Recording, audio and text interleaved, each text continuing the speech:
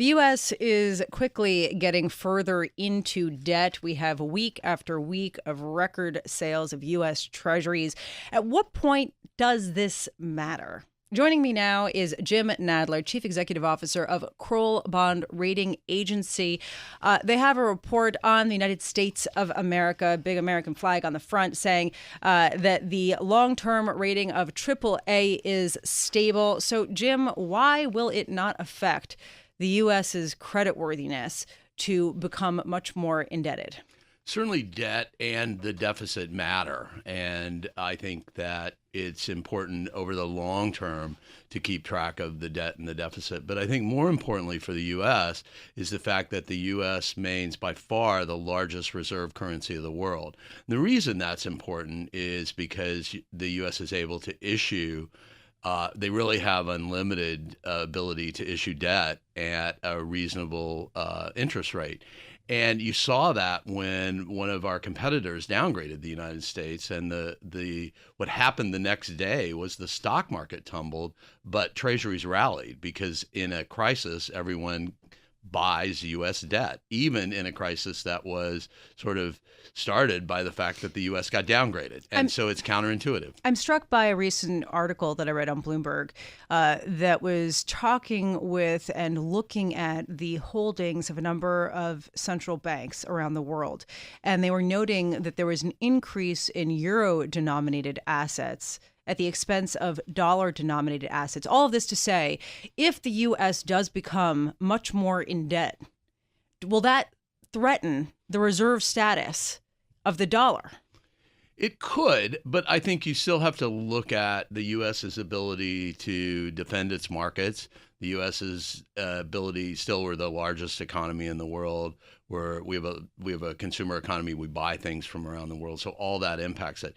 And your point is a good one, but the U.S. is over 63% of holdings in central banks. The closest to that is 20%, and that's the euro. And so while we can talk about the euro may increase a couple percentage, the U.S. is by far the largest holding on the balance sheets of central banks.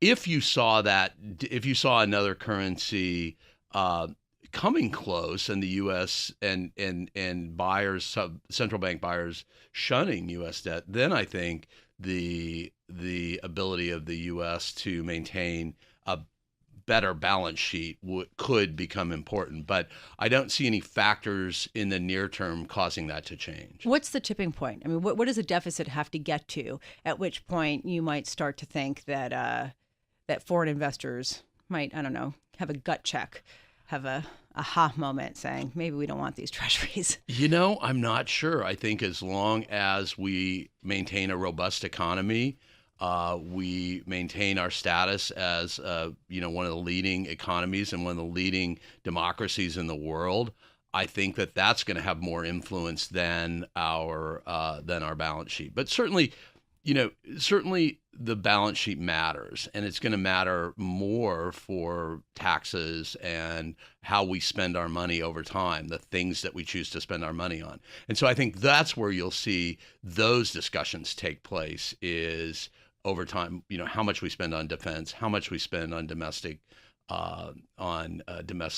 programs. Yeah. I know that Kroll looks also at a number of structured products as well as municipal bonds and some other securities. I'm wondering, on the structured product side, there's been a lot of questions around auto loans, particularly subprime auto loans. We've seen credit card delinquencies picking up. From your perspective, has there been a material deterioration in the creditworthiness of consumer-related credit, and is this concerning to you? I think broadly speaking, certainly you can see the numbers. We've seen a deterioration in credit.